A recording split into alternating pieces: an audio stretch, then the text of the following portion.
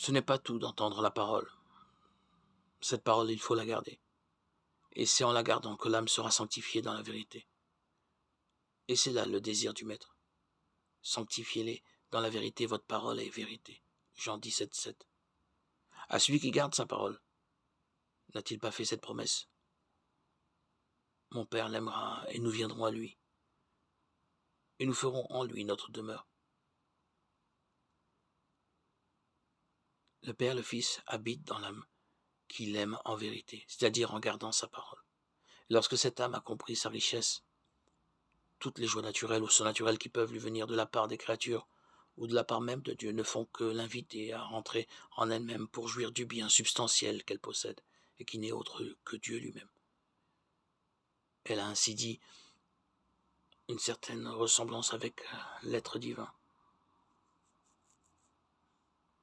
Soyez parfaits comme votre Père céleste est parfait. Matthieu 5, 48.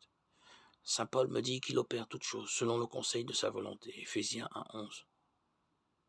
Et mon Maître me demande encore de lui rendre hommage en cela. Faire toutes choses d'après le conseil de sa volonté.